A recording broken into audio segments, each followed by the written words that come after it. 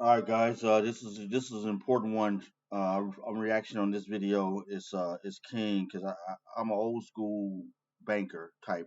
When I do my banking, my finances, I always go to the bank. I don't believe in all that mobile stuff and all that because it's too much predatory people out there, too many savages and wolves and hyenas and barracudas and oh my god, you got to be careful about your finances, man, because they come through all these internet, cell phones, and everything, trying to get at your bag, man.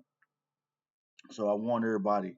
I'm just like I said, I'm a brick and mortar type guy. That's why we always keep things. Oh, I was raised by grandparents, so I always kept things 100 because I want the banks to be involved. The further you separate, my grandpa said, the further you separate from that bank institution, the further your money gets vulnerable. So I keep it inside the bank. All right. Nevertheless, let's go and watch this videos, find out what's happening. To know about this right now. All our money's gone. There were 11 wire transfers in Normally scammers, they're going to call you from random numbers, but now they're using the exact same phone numbers that banks are using. Chase Bank immediately gave him the number to its fraud department. I received a phone call from the exact number that the branch had just given me. But what happened next was his big mistake. Scott and Kate Zoll want you to know what happened to them so that it doesn't happen. So now that you've seen how fast that this unfolded, let's get into what actually matters, how to avoid this, and what to do even if it happens to you. And keep in mind, this can happen at any bank, not just Chase Bank. I'm not going to rehash the whole story that you just watched. You saw how real it looked. You saw how professional everything sounded, and you saw how quickly things spiraled once the trust was established. Here's what you need to take away from this. Yeah, I agree with what he's saying here. That's why, guys. I stick with my grandparents. What he's going to give you some good information and everything is real. So take it wholeheartedly, and I think it's quality advice. But I'm gonna give you one main quality advice. Stick with the banks, man. I stick with in the banks, man. Uh, 'cause growing up, if I'm gonna do something with you, I want you next to me. I don't want you way over there. I gotta call you and see you do it. I want you right here, and I always want somebody responsible for something because I'm always held responsible um, for all my actions. So if I'm dealing with a bank, I want them held responsible for their actions. And the bank has insurances and policies and everything. And now you gotta be mindful. This is gonna talk about this.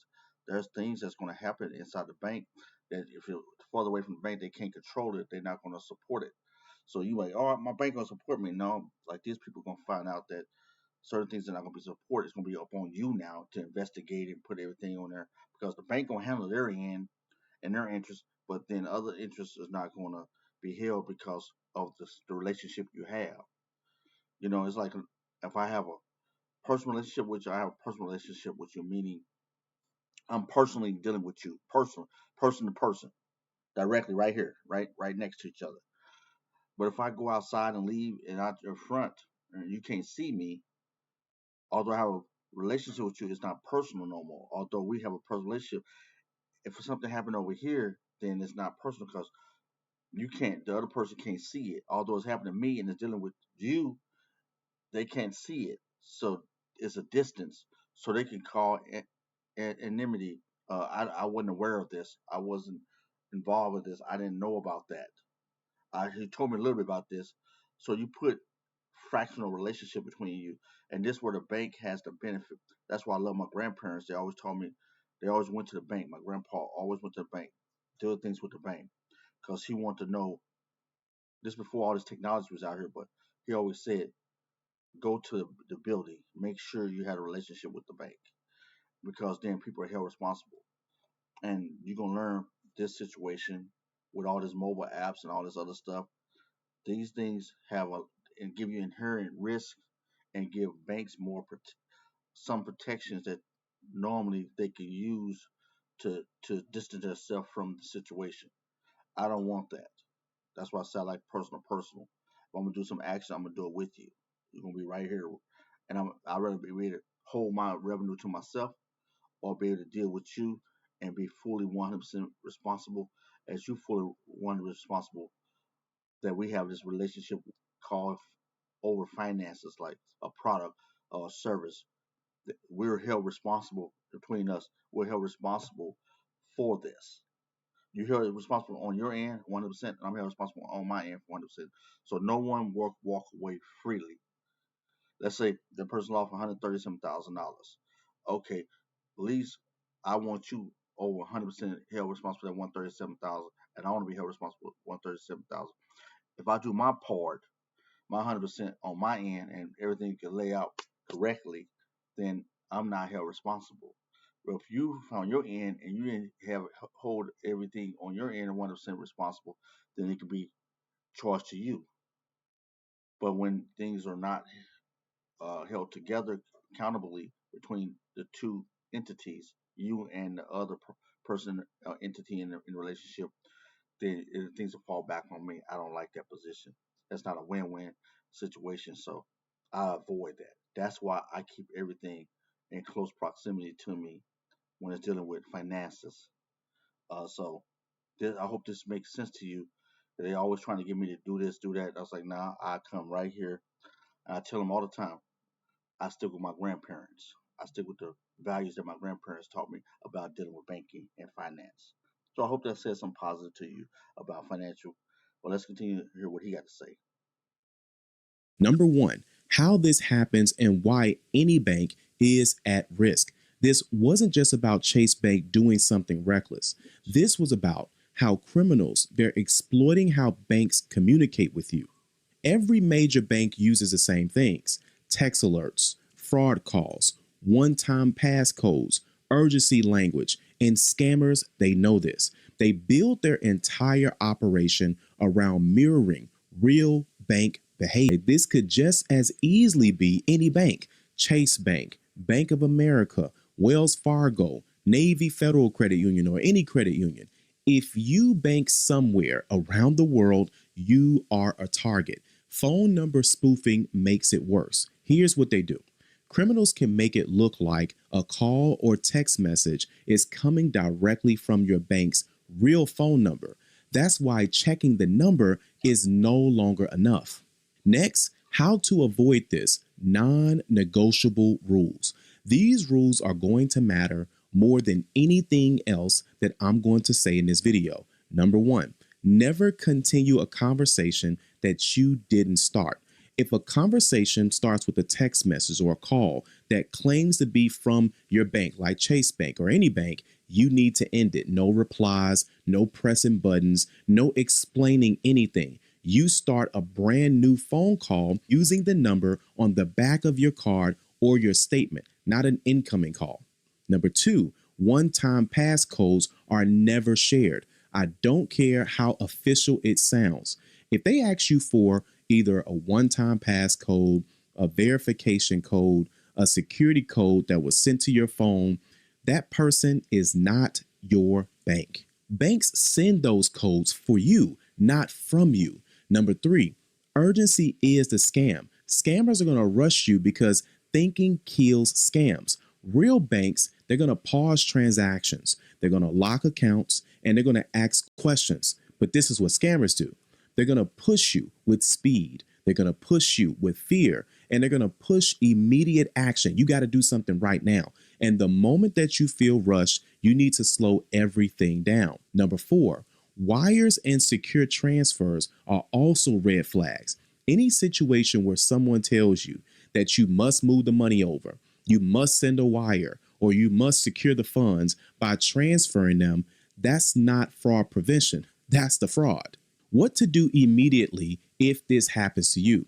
If you think that you slipped up even a little bit, here's the exact move order. Number one, call your bank using a trusted phone number. You can look at the back of your debit card or credit card, not the text message, not the call log, the number on the back of your card. And here's why.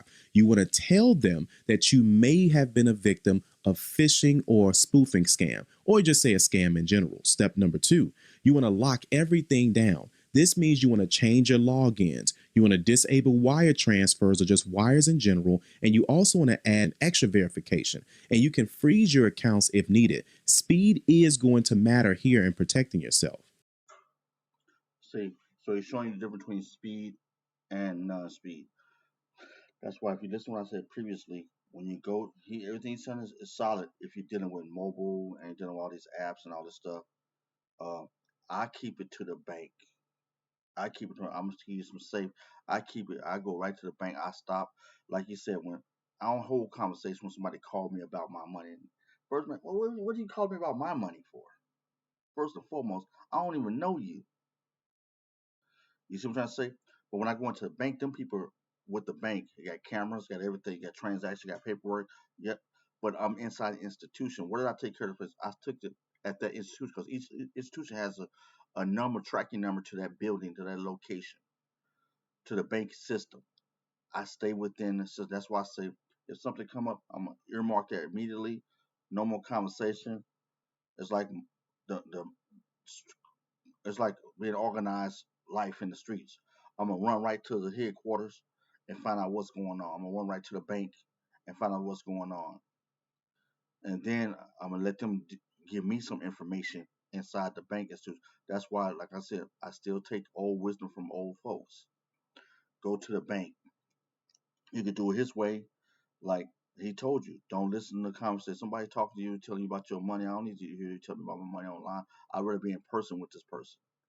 Tell me from inside, because now I'm dealing with my money. Now I'm dealing with my financial livelihood. Just keep the wolves at prey. We're a capitalist nation. I know it takes money to to care for certain things in the systems, so I can't lose no money with somebody that don't know it's been slick out there in the world, trying to a criminal trying to get my money from me. So I'm gonna go to the institution where I do my transaction and I take care of my business. That's why I keep most of my stuff in the business and my major transactions and everything and my minor ones. I go to the bank. I'm not doing anything outside the building. I refuse. And I had attempts on my situation, but being that I did, they was able to catch it. And like people disappear when they own to them. So, and then they cleaned it up from the inside. So that's why I stick with the bank. But you do it your way. But I'm trying to advise you. If you do it this way, this gentleman is saying, it's up to you. It's your decision what you want to do. But be advised that you limit most of your risks. If you're a different, I'm an older generation. You might be this younger generation. The generation, what's that, Z or something? You might want to tap in and do else. I don't want to go to the bank. I don't want to do this. That's your decision. But in my opinion, you put yourself more at risk of what he's saying. And now people being with the difficult times in the world and the hard times and jobs, people lose jobs, you don't know what people do to survive. I'm not saying they would do criminal activities, but we're seeing the uprise in criminal activities in every sector. So that's why we in the whole country in America trying to get the government trying to get a hold of the crime that's in the land. So be mindful of your actions. Keep it. I'll tell anybody I have go back to the bank. Go back to having a relationship with the bank, that brick and mortar location, please. Without further ado, let's listen to what he got to say. I Step number 3, you want to file a report with the FBI at ic3.gov. This isn't optional. It creates a record and sometimes helps intercepts patterns or funds. Step number 4, you want to reset your expectations. This part is hard, but it's going to be honest. The FDIC insurance does not cover scams. It only covers bank failure. So wire transfers are often final. Recovery is possible sometimes, but not guaranteed. Now, here's the bigger lesson. The people in that video, they weren't careless. They were targeted. The scam worked because it looked familiar, it sounded professional, and it created urgency. Those are the same ingredients used by every major bank, including Chase Bank. Your protection isn't better apps, it's discipline. So when you get that phone call, you see that text message, just slow down and then verify independently. Never. Did you just hear what he just said previous to this? This is the key mark I'm saying. This is key mark. The FDCI, the one that covers that money, that covers the recovery of your money, don't cover fraud. Did you hear that? Hear what he said. It doesn't cover fraud. So when fraud happens, you got to figure out. You got to pay people. Now you got to pay extra money and out of your system to find out how to take care of that. You know, how to do that. So, and that's the problem. People trust too much into different systems that's allowed at different companies, but you don't know the risk you're putting at your. That's why I tell my kids all the time: stay at the bank. The further you open up accounts and all this other silliness, you're putting yourself at risk because that $250,000 the bank with the FDCI I would cover, it don't cover fraud, so they're not gonna give you none of that 250,000 back. It's on you. So now you're gonna have to figure out they'll support you for as they can, but they're not upping no money. See what it is? See how the game goes. So, but if you have a deal with the bank, you can avoid a lot of this.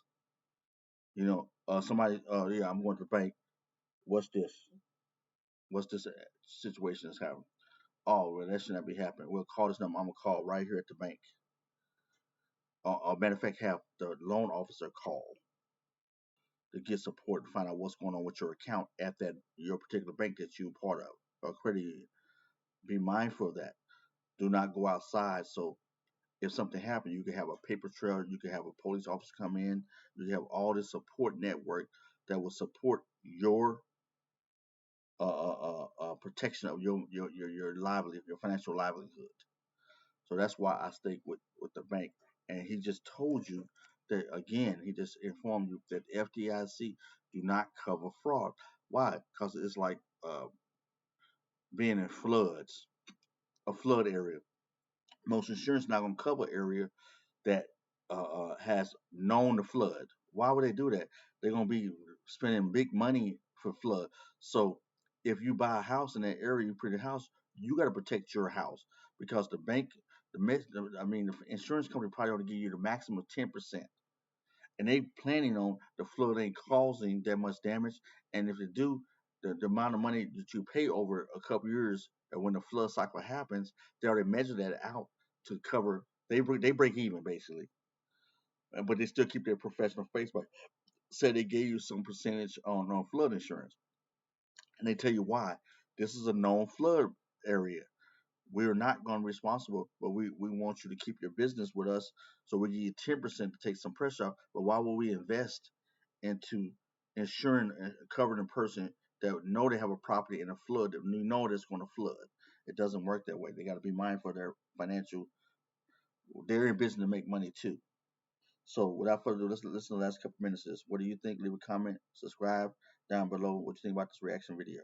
Never share codes over the phone or through text messages or through email. And remember that any bank name can be used in a scam. If you lock in those habits, you're going to dramatically reduce the chances of this ever happening to you.